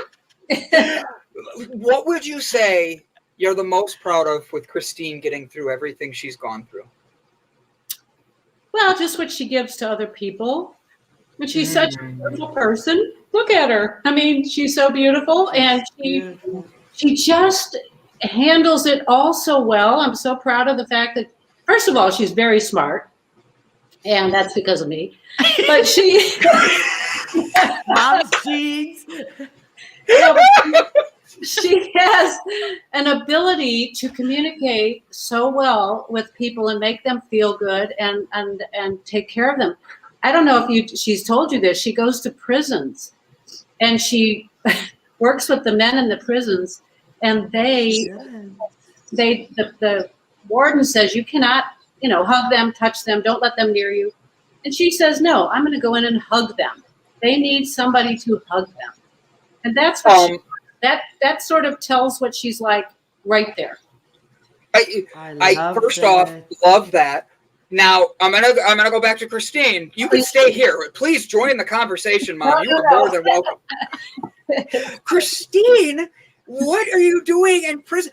You're hugging inmates? She's like, all right, warden, I got this. Get away. She pushes the warden down. She goes in and starts hugging inmates. Christine, what are you doing in prisons beating up hugging inmates? Well, I was hired to speak in prisons because I'm a motivational speaker, but actually there's more backstory to that. The wardens don't want you to go there. The wardens keep you, like, there's security, right? When you walk in the prison, they take your phone, they take your car keys, they take everything. And you try to get through security. Well, I happen to have this bracelet that doesn't come off. And so the warden was like, now, and I've spoken at a lot of prisons, but this happens a lot. The warden is like, oh, you're buzzing through security, you can't come in. So I waited at this particular prison for 2 hours until the different warden came on shift. And he let me in. And when I went into the prison, where I speak a lot, the prisoners, one of them in particular looked at me and he goes, I thought you just decided not to come and show up for us. And I was like, let me assure you, I will never do that. I will always show up. And so the warden said to me, they can make these knives. Like the prisoners, they can make these knives. And I think they're called like a cleave or something. I can't remember the name. A shiv? Yes. He said, something like that. Yeah, he said, if you hug these guys, one of them could stab you. And I said, I'll take my chances. These people need a hug. And here's the other reason why I know that. Because when I was going through chemotherapy, and I've had 23 non-elective surgeries in the last 10 years, cutting me, and they stick that chemo needle into your chest. It's horrible, right? And so my oncologist said to me, he's like, you need more physical, like a kind touch now than ever in your life. And so my friends and my mother would like rub my shoulders and hold my hand and rub my feet, because you have to counteract that, right? That negativity. And so these prisoners, it's the same thing with them. They're human beings. Why can't we hug them, right? And so I was like, right. my chances. Some of them don't have anybody. Yes, They and have some nobody. of them have nobody. They had made one mistake and they were thrown out as nothing. Yes. So one of the nonprofits that I actually one of the nonprofits that I actually started is called People of Purpose, and it's in Palm Beach County, and we're trying to change the rate of recidivism, which, by the way, is 93% right now. That's huge. It's mind-blowing. Yes. So these people are in a system that perpetuates them to go back to prison, and so we're basically trying to stop that system. So how do you do that? All right, so I'm going to dive into this with you because my master's is nonprofits. I focus on, I've done so many things with prisons because I do not like how our prison system is built in the United States. And let's just set that there for a second because we can come back to it. The fact that you're being told you could be shanked and you shouldn't hug people, I completely get where the officer is coming from. But I also see where you're coming from because I know I've been in there. And when I see these inmates, they see me and they're like, he's not going to do anything to us. They think I'm like a wuss. And then I start talking and they're like, get over here. I need to hug you. And I can tell you right now, some of these guys, that hug is the first embrace they've gotten genuinely in a long time. Absolutely. So Christine, while you're doing this, how do you help give people a purpose so that way they don't keep going back in and they don't become a product of that cycle? Well, this nonprofit that we started, we're trying to not just give them fish, we're trying to teach them how to fish, right? So we're trying to find ways to teach them before they come out of prison, real life skills. Like my mom reminded me of a story. I'll tell you in a minute. We have mom has to tell it. Go ahead. I'm sorry. Nobody tells mom what to do. We have a partnership with a construction company, and don't ask me the name of the construction company because I can't remember. We have a partnership with a construction company where they have given this prison, well, we have bought them for the prison, where they have mock, teaching them how to drive the construction vehicles from the prison so that when they get out, this construction company will hire them to work their vehicles. So I like that. That is so awesome. And this particular prison also has animals there, like dogs, these inmates are training these dogs to be service animals. So we're right. I only know about stuff like that. My now ex-fiance, that was her program. They literally did, and her and I are still very close friends. It just didn't work. But she literally her nonprofit trains. Inmates train dogs to be placed with families of kids with special needs. So they train the service dog. It is amazing because these guys are in there and they go from a level 4 prison, they murdered people or something, to now they're building themselves up. Dogs give them hope. They then see the families and what the dog does for the family and the kid and how it changes. It is astonishing how that dog changes so many lives. And these inmates are the start of it, and it gives them inspiration. Oh, speak of the devil. She goes, "Hi, I'm here." that's her. That's Sarah Nelson. Oh, that's adorable. No, she's incredible. I didn't even know who started it. That's so good to know. So one of the prisoners that I spoke to about 4 years ago, he ended up getting out of jail 2.5 years ago. He reached out to me on Facebook and he said, "Would you meet me?" And I was like, "Sure." So I told my couple of friends, I said, "I'm going to go meet this prisoner." And they're like, "I think that's a bad idea." I go, "Okay, here we go. Judgment. We're keeping people in a box, right? We're labeling them." So they said to me, "Okay, well, just pin where you are." And I was like, "Okay, I'll do that." So this guy and I, starting 2.5 years ago, developed this relationship. He was he brought a briefcase to the meeting. He had ideas. He had a plan. He wanted to start this People of Purpose, which is who I did it with. And he and I started this organization. We have the most incredibly talented CPAs, attorneys, myself, and other people on this nonprofit because he picked and he got these people involved. So he and I, the prisoner, that's how this got started. How crazy is that? That is such a good, that's an awesome story. I love when people change their lives, when they make a mistake or things go wrong and they just pick themselves up and just move forward. I saw on LinkedIn that you've got a swimsuit range as well. So here it goes back to the purpose and pay, right? So I never in a million years thought I would be doing anything in the prison system. but I felt like there was a place where I could give people hope in the prison system. I actually thought that maybe women would be more likely to like my story, but the state of Florida thought I'd, have a better fit with men. So whatever. And this past summer, so I had breast cancer in 2012, but I had reconstruction. I had really pretty implants, and I loved them, and life moved on.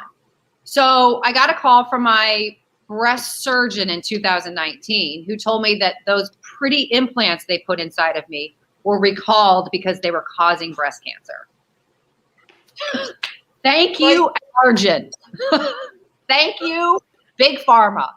Thank you, FDA, who, by the way, in 2011 told BioCell implants, told Allergen that there was something going on with them, that they weren't certain that they were safe. They were put inside of me in 2016. Okay? So that's 5 years later. That's 5 years of people getting this put in their... Sorry, go ahead. My emotions sometimes overtake me. The ADD kicks in. It's unbelievable, our medical system. And listen, I'm promoting light and love and hope and all this other stuff, but we have to be honest about what's going on. Yes. So in 2020, when the entire world was shut down for COVID, and you couldn't even get a mammogram, you couldn't even go get your testing, which, by the way, has caused like a massive amount of problems for later stage cancers, which we can talk about. So I go on my little walk. I walk every day, and I go home. I'm working from my computer, and I feel this like really weird itch on my left breast. And like 2 hours later, I finally have to go into my closet because the itch is getting itchier. It feels like a bee is stinging my breast. And I lift up my shirt, and my breast is a bright, bright red. Just my breast, just my left breast. It's like covered in this bright red, and it's swelling, like it's getting bigger. So I send a picture to my oncologist and to my breast surgeon, and they both said to me, get to the emergency room, we'll meet you there. And I was like, I don't really want to go to the emergency room because all the news is saying stay away from hospitals, get away from hospitals. So I have no choice. I go to the hospital, they check me in, they keep me there for 5 days. Now, if you were in the hospital in March of 2020, you were really sick. Yeah. They sent me home with a PICC line, which is an IV, 2 weeks with a nurse at home. So like I have a massive infection in my chest. A month later, okay, so by the way, I got a clear bill of health. They were like, you're fine, everything's good, great. I go literally like Groundhog Day. I go on a walk. I come home. I'm sitting at my chair, working from home, and I feel this like stinging bees. And I'm like, what? I go in my closet, and now the red is all over my left breast, but it's now moving up my chest. So I see it moving up like towards my neck. And I'm like, there's no way. There's no way. Yeah. Again, the pictures go out, send out the pictures. There's something going on. They're like, go to the emergency room. Don't stop at red lights. Like, get there. Same thing happens. I'm in the hospital for 5 days. And now, like, at that point in April of 2020, now we can't have visitors. There's no food services in the hospital. You've got to have a mask. And I'm hooked up to an IV, and I'm like, what's happening? Right. Right. So they send me home after 5 days. My mom picks me up, and I think I'm fine. But you know what? I had an infectious disease doctor who was on the job, but she was infectious disease doctors had never been so popular than they were in 2020. Think about it. Oh, yeah. So they're distracted, right? They have COVID patients, and they're trying to figure out what's happening, right? And this is the very beginning. So I go home and I live my life, and I feel okay. I feel like, I'm just had a lot of infection and a lot of antibiotics and whatever. And then June of 2020, I'm traveling home. I went to go visit my son, who I had not seen since COVID. And I'm traveling home, and I'm getting weaker and sicker and feeling terrible. And I know I have a fever, and I know I don't have COVID. I know something's wrong. And I take off my shirt, and it's kind of sticking to my chest. And I'm like, I can't believe I sweat so much on my left side. That's so weird. So I get it off. I get my shirt off, and I see this green pus all the way down my body into my tennis shoes. There was a hole in my breast. The infection was not gone. It had eaten a hole through my skin and was just oozing the whole day that I was traveling home.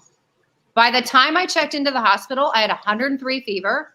And my oncologist said that if I had not checked into the hospital that night, I would have been in critical condition by the next morning. Within 24 hours, I was in emergency surgery by myself, and my entire breast was excavated. And when the doctor put the papers in front of me to sign, it said mastectomy left side, and I could barely lift my head off the hospital bed. And I was like, I can't be having a mastectomy. I already had a mastectomy. And he goes, just sign it. It's for insurance reasons. Just sign it. Just sign it. It's for insurance reasons. So I went into surgery. I come out, and my breath, I have no chest. It's concave. I come out of surgery, game over. My chest is gone. My pretty implants, gone forever, because they had to take so much skin from my body that there's no way that I could ever have reconstruction. So so this is going back to the bathing suit story. So then I was like, okay, I have to figure out how to live my life with an arm fuse. I got to figure out how to live my life with breast cancer. I got to figure out now how to move forward with a concave chest, right? Yeah. And I was like, well, now what am I going to do, right? So it took me months to go through my closet and to see what I could wear and throw out all the beautiful clothes that I had that I could never wear again, and all these really pretty, sexy things that I had to get rid of. And finally, I woke up one morning and I took a Ace bandage out of my medicine cabinet, and I was like, because I live in Miami, like we wear bathing suits. Yeah. And I'm like, well, there's no bathing suits for people like me, because if you have a flat or concave chest, if you wear something that's padded and you get in the water, the little pads, they invert. So it's a whole situation. It's super uncomfortable. And I'm like, this isn't fair for the breast cancer community. Like, we need options. And so I took my Ace bandage and I worked it into kind of like a bathing suit. And I called a bathing suit line in Miami, and I said, will you take a meeting? And the CEO said yes. And I took my Ace bandage and I went to Michael's and MJ Designs, and I bought ribbon. And I basically took pictures of me with this prototype of how we can make a bathing suit. And she was like, I'll manufacture it. We'll take care of it. And we're doing it. We're doing a collaboration.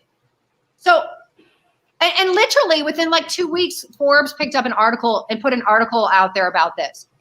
Christine, is Mom still by you? I don't see her. I was going to say, if she walked away, I understand, because that had to be hard for her to hear. I wanted her to come hug you, since I can't hug you through the screen. All right, keep going. I'm sorry, Christine. This is phenomenal. But here's to say, I could have taken all those situations. I could have taken the situation with my arm, which is a terrible situation and so unnecessary. I could have taken the situation with breast cancer. I could have taken the situation with the implant. All these things, and I could have been like, I'm wrecked. I can't get out of bed. The pain is paralyzing. The pain in my arm is paralyzing. But I was like, how can I use my story to help other people? How can I inspire? How can I lead? How can I show, right? How can I show up? And if I love that. If I can manufacture a bathing suit so somebody doesn't feel as bad as I felt going to a bathing store and there's nothing there, then why wouldn't I do that? Yes. My time is my greatest resource, right? Your time is your greatest resource. You're on this helping other people. You're sharing other people's story. You're a gift. And why wouldn't I want to do that? Right. And so I devoted my life through all of this pain to say, you know what? I'm going to choose this way, not that way. And so that's what I do. I take every situation that's caused me pain and I turn it into something that can help other people. And that's how I live my life. You might not want to use your F word, but I'm using at least Ilse's. You're a fucking hero. Honestly, you really are changing the world, and you need to know how that small thing you're doing, even if you don't know you're doing it, there's someone that's going to give that inspiration. It's like that poem, Smile. That smile that keeps going and people giving other things because of one person smiling. You saw a need to make women feel good. I've read so many books of how they used to ship things to third world countries of makeup just so the women would feel amazing. And you're sitting here going, we have nothing for this. Oh, Christine, First off, Bandage. yes, you are beautiful. You are an amazing soul. I want your mom to hug you. I'm sorry you're a cheesehead. I'm a cheesehead when I'm not a Browns fan. But from there, I have to also compliment your website, because your website, as I'm going to make it full screen, watch this, guys. Watch how smooth this is. Christine Handy, motivational speaker, mother of 2, breast cancer survivor. Ready? Let's switch to the next screen. Boop. Oh, courageous woman, inspirational story. Hold on, it gets better. Boop. Look at that. It just keeps changing. I thought this was the coolest website, honestly. Now, I stop here on giving back because I need to know about Ebeauty. What is the story behind Ebeauty, and how can people help, participate, all of that? So Ebeauty is one of the greatest resources. So when I was going through chemotherapy, I had a bald head. But I was able to afford a wig, and wigs are expensive. I know. And so a woman in Miami, who is a friend of mine, started this nonprofit about 12 years ago. And we redistribute wigs to women after they've been used, like people donate them. And we've partnered with L'Oreal, who gives us grant money. And we've partnered with Paul Mitchell Salons, who washes and styles our wigs. And we have redistributed to date over 56,000 wigs. It's free. It's a free resource. Do that all again so everybody gets the full spectrum of that, because that's fucking cool. I'm sorry, I didn't mean to swear twice. No, it's true. Like, it's a free resource. So anybody going through treatment, any woman going through treatment that needs a wig can go to our website, and it's called ebeauty.com, and pick the wig, the style, the color, and we will have it washed and styled for that woman and ship it out for free. Like, it's the best. I am so lucky to be a part of that program. No, it's incredible. And so my heart is like overwhelmed with joy for you right now. Ebeauty.com, right? Not for me. I have the privilege of helping other women. Like, the privilege. What a joy, right? And so it's ebeauty.com, and you can pick the color that you want. Here's the other thing. When I was going through breast cancer, I've always had blonde hair my whole life. And I went out and I bought a brunette wig because I thought, well, this is a fun time to have a couple wigs, and maybe maybe it'll be fun for me, or I don't know, whatever. And my son came home, my younger son came home from school, and he was 12, and he saw me with this like brunette bob, and he came over and he started to cry, and he took the wig off my head and he pulled it off, and he threw it across the room. And he was, when we're fearful, our initial response is often anger. And so he was angry because I didn't look like his mom, and he was scared. And so he wanted me to look like his mom. So one of the greatest things about what we're doing with Ebeauty is women can look the same as they were before, and especially for their children. A lot of women with breast cancer are going through cancer in general, have young kids that want their mother to look like their mother. And so these free wigs are giving so much to so many people. Oh my God. Like, so you are incredible. Like, honestly, and Jaybird, great comment here. He says, Pain, you don't own me, nor do you define me. I'm not your little toy. I raise above you. Like for real. If Lissy wants another haircut, I know where you're going with that one. That's my cousin, and they're gonna give me the hair. They're saying, so I love it. But like for real, that's an amazing thing. It's amazing. What an organization. Well, like Christine, you're on these 2 boards. You're doing these amazing things. How old are your kids? Just have to ask. I have a 23-year-old and a 20-year-old. I'm 51, by the way. Yeah. Don't even look at it. I told you, we're keeping you at the 21. Like, that's because you earned it. All right? Wow. You're 50. She's Wonder Woman. And then she's writing another book as well. Yeah. Well, yeah. And I'm going to school. At Harvard. What? Like, also, you ask a question. I'm going to get into Harvard after this. I have so many questions. I want to know about the new book. What's your new book about? So my new book is the continuation. So it's a sequel to my first book called Walk Beside Me. And it's just a continuation of my life. Walk Beside Me is a fictional depiction of my life. And this second book is just the continuation. It's kind of what I've been doing for the last 5 years. It's not a self-help book. So it's a narrative. Yeah. It's a narrative, you said. It's a narrative. It's not a self-help book. It's a juicy novel. And Harvard. Let's dive into Harvard. It's not like you don't have enough accomplishments where your resume looks good and your kids can be proud of you. You're like, I need one for me. I'm going to get my master's from Harvard. Well, I'll tell you, it's an interesting story. I had really, really bad chemo brain after chemotherapy. I literally would drive down the street in my car, and if there were no cars around, I would forget which side of the street to drive on. My brain was foggy. I was confused all the time, and it had a huge impact on my life. And so a huge impact on my life. And chemo brain affects a lot of people. I had 28 rounds of chemo. That's a lot. That's a ton. It's a ton. And so I wanted to figure out a way that I could get my brain back, that I could get my cognitive, my short-term memory, all of it would come back. And so I decided that I was going to go back to school. That was the best way for me to figure out how to get my brain fully functioning again. And I finally, at this point, I was not going to take anybody's bullying me. And I was not going to tell anybody that I wasn't worth anything, right? So I decided that I was going to shoot for the stars. And I was like, shit, I can get in. Why wouldn't I apply to Harvard? They can only say no. And if they say no, who cares? Like, I'm going to apply. So they took me, right? So I got in. And now I've been doing it for like a year and a half. I love it. I'm learning a ton. My brain is completely fixed. My chemo brain is gone, and all is right again for me. And I'm able to do so many more things because of it. So it's not the Harvard degree that I was going for. It was the self-esteem, right? I was shooting for the stars, and it was the fact that I wanted to get my brain right again. Honestly, I love that. I just love how you're a warrior. Well, yes, she's a warrior. Just channeling through all these things and making it look so easy. It's not easy. I mean, I work every day. I have no social. I know, but I don't think people realize what you go through when you have to make that turnaround in your life. Yeah, and decide to change your life for yourself. Yeah, the best thing that I can say is we all have an opportunity to react. And the way we react is how we dictate our life going forward. And, I have had a lot of things that have knocked me down, but it's my reaction that keeps me going. Yeah. Yeah.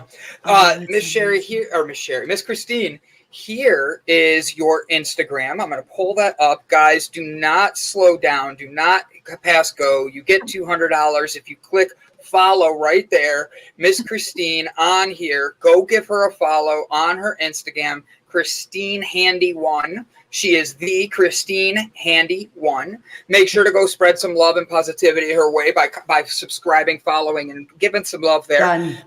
Done. Mine was done this morning already. I love it. And then the quick, hey, come on, computer. I know, so was mine, but I'm like, I have to unfollow her and refollow her to make sure I do it on air. 20 minutes left, 2 tickets, guys. Get on it. You get a book, all this other stuff.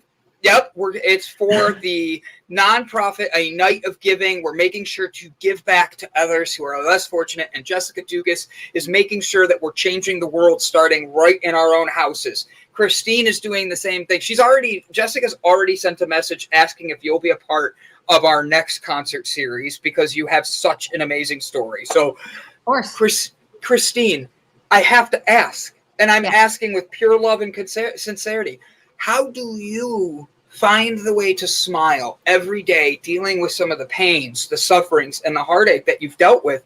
Because there's a lot of people who can't. And I think you have something in you that a lot of people need. How can they do that? Well, for me, it's faith. I have complete faith and trust in God. And I also have built my life on, I built my life on sand before. I built it on things. I built it on a Prada bag. I built it on people. I built it on everything that was fleeting. I built it on. And so then when, my health was taken away, I was like, I have to rebuild myself. What am I going to build myself on? Listen, we all worship something. What was I going to worship? It was a cognitive choice for me. And I decided to worship God, and I decided to worship my faith, and I decided to root myself in that. And instead of rooting myself in a society that was always going to cut me apart, I was like, I no longer care about what society thinks of me. I no longer care what people say about me. And I let go of my pride and my ego. It didn't matter to me, literally. And so that's kind of how I also rebuilt my self-esteem, because my self-esteem was obviously at a 0 when I allowed that bully to bully me. Yeah. And I rebuilt that. And you know what? That's not easy. It takes a lot of work to rebuild self-esteem, because I used to tell myself, especially if you were married to a bully. It's very difficult. Difficult. It is very difficult. And I'm actually going through a divorce right now, which is very interesting. But yeah, I had a few bullies in my life, but we can talk about that later. Different conversation. But different conversation. He's not worth it now. Let's just say it. Well, my mom's back here. She might have a few words about that. Mom, I need you to hug your daughter since I can't hug her. She has an amazing story. Can you come give her a big hug? But it's from me. Yes. I love it. Thank you. Oh, that makes me so happy. Thank you, Mom. And so Christine, taking the ex, leave him on the side. I understand that. I've done it. Exes are there for a reason. We're not giving him any weight. We're not giving him any time. Exes are like algebra. You get an ex and you wonder why you dated them to begin with. So, here's the thing. You are doing a crazy amount of things, and you have people wanting to help. Where could, I'm not saying me, but Sherry McQueen, send wigs to donate? She has several wigs she wears. How can she do? Yes. How can we get back to that? How can we share this with people? So go to ebeauty.com, and there's an address on our website. I don't know it by memory, but there's an address on there, and it says to donate, go here. So it's on the eBeauty website. eBeauty website, and then donate. Yep, and then donate. That's up at the top. Boom. Yep. Oh, it switched websites, so it doesn't show it on there. It's switching. Oh, and then it has donation amount, or if you're someone donating, right up at the top, guys, the donate button. That's where you're going to click. If you have something to donate, it opens it up right away on another tab for you to be able to help you. So go check it out. Share. The pictures. Share. Yes. Because the pictures are phenomenal. They show all the women, and these women are brave as hell. They're bald. And then they have all these different wigs on to show you what you can look like. And I love that, because it gives people that encouragement, that faith, that strength in themselves that we're all looking for. So, Christine, tell us, what is you've done a lot of things. You're at Harvard. You're working with these boards. You designed the bathing suit for women that have gone through breast cancer, and you still smile. What is your greatest accomplishment?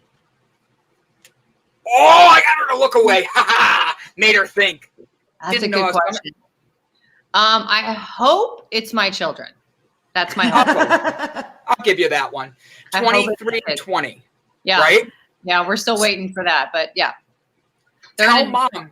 They're in different ages. She's gone now. That's fine. Mom's after the fleeting, show, Mom's like, I gotta get away. That bald guy's just gonna doing laundry. Mom's doing, Mom's cleaning.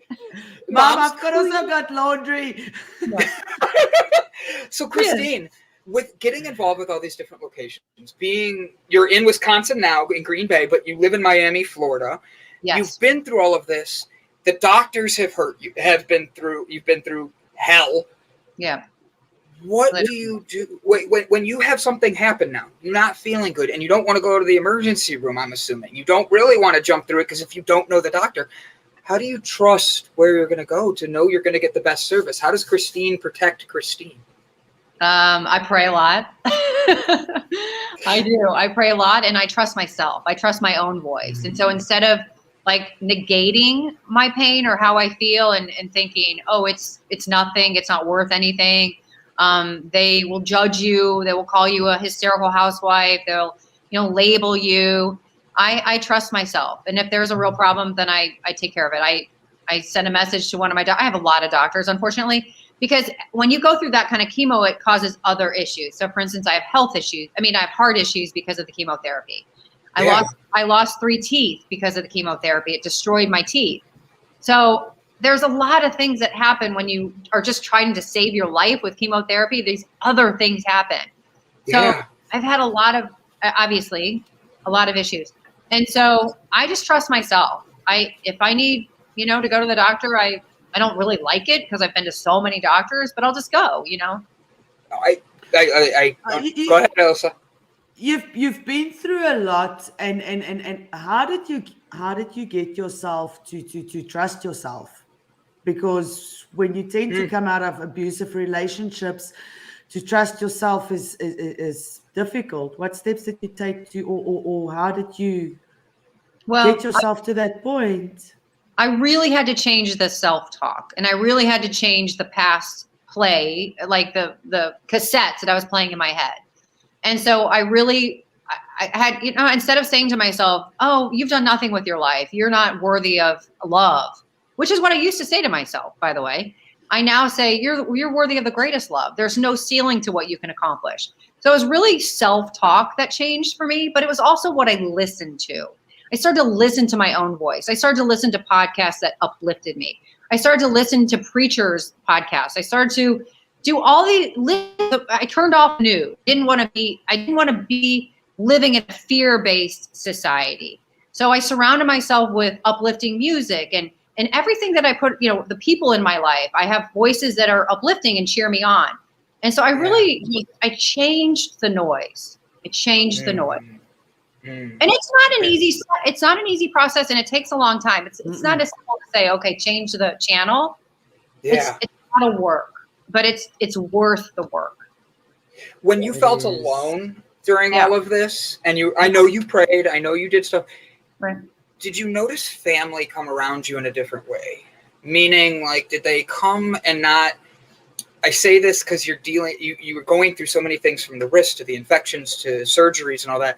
Sometimes hearing, you just got to get through it, is not what you want to hear. And family coming along and saying things that are just like, hey, I love you. Hey, I'm there for you, is encouraging. Did you notice your family and friends start to change the way they talk to you a little bit to encourage you in other ways?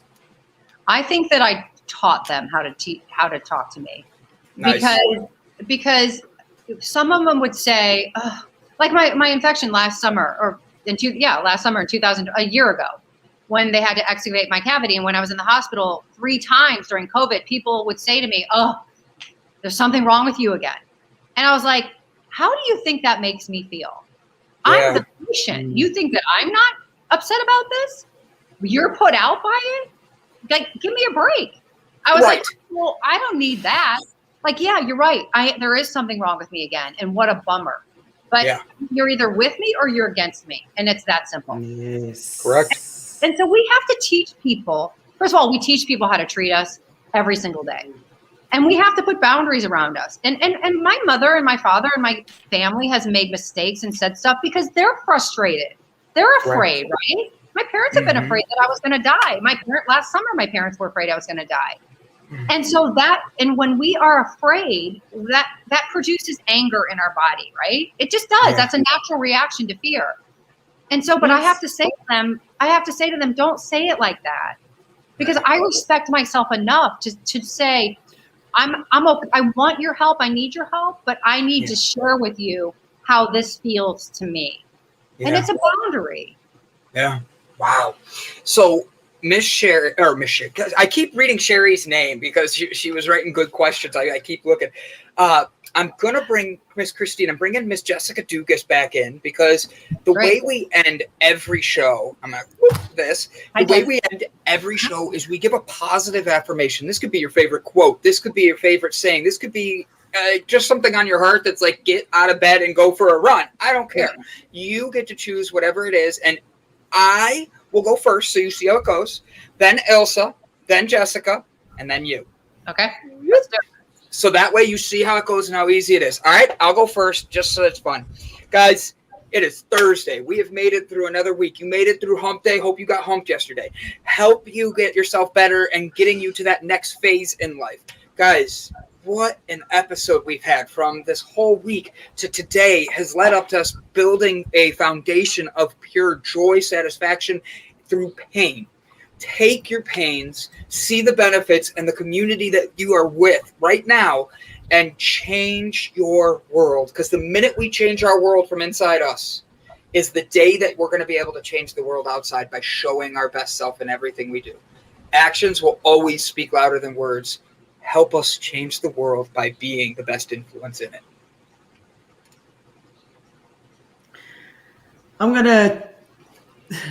This week it's been a difficult one. We've met so many amazing people. Christine, what she's doing and how many people she's helping, and she's helping the ones that have been pushed out by society because of mistakes they've made. We are meeting so many people that are going out of their way and changing their lives and stepping into their truth, changing people's lives by leading by example. And I just want you guys to know that every step you take is a step forward, doesn't matter how small it is. And then I found this cute quote on Facebook. It says, oddness causes weirdness, and weirdness can cause your wildest dreams to come true. So stay weird. Ooh, I love that. Big T. Thank you, Brandon and Ilse, for having me back on the show today. And also thank you, Christine, for your bravery and sharing your story and for using your story as the catalyst to change the world. I think it's amazing what you're doing.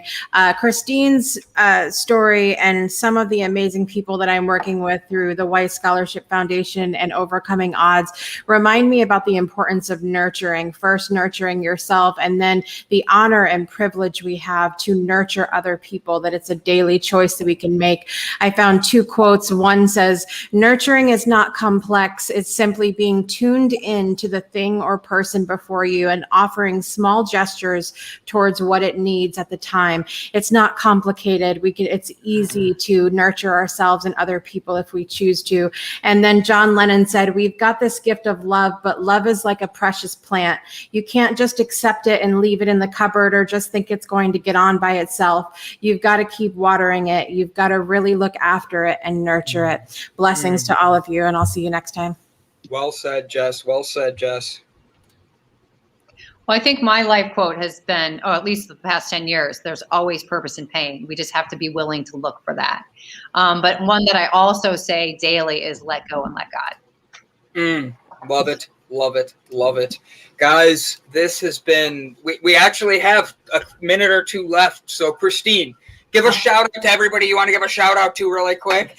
And I have to say thank you. Like, for real, you came in with a very emotional topic to heavy topic, and you brought it in a vulnerable way that opened up. And it's unique how the universe works, because I literally had a conversation about breast cancer in men yesterday. And all of a sudden you're on today and we're talking about this. And I was like, I was given statistics I've never known, and you come on and just wow me even more. So please know that you are changing the world, and it is an honor to meet you. I do have one favor to ask. Since Mom hugged you, I need you to go hug Mom after this and be like, Brandon said I had to hug you, and just give her a good one. All right. Yeah, 12 seconds. 12 seconds. Yes. 12 seconds. And then the other thing is, Christmas Day, the Browns play the Packers. So when you see them playing each other, I'm thinking of you guys. I will wear a cheese hat. I'm thinking Browns. My team has not been good for years. I finally get to talk a little bit. I hope your team is good this year. I really do. Me too. We don't need another laughing stock. But Christine, give your love out to everybody you want to give thanks to. And guys, thank you for tuning in. Well, I had a ton of women show up for me, and I think that that's the greatest gift we can give each other, is to show up for each other and listen to each other, right? We all come from different places. If we actually listen, we can be more compassionate. So I love it. I love it. Guys, don't forget to go share, comment, like, get somebody else to invite them to the Delight Cafe so we could start changing the world together. Thank you, guys. Have a wonderful, wonderful day. Hi, my name is Brandon, and over the past year, the Delight Cafe team and I have traveled across the U.S. researching this rapidly growing industry of CBD products. What we have found throughout the industry were products that were inconsistent in dosage and used ingredients that weren't even lab tested. Products with chalky textures, bitter aftertaste, and worst of all, confusion among the CBD consumers. That's why we created Delight Cafe. A 15 milligram lab tested, all natural, water soluble hemp CBD powder pack. It's odorless, colorless, and tasteless. Add it to your favorite drink of choice, wherever, whenever, on the go. Quickly find your calm, your balance, your delight when you need it.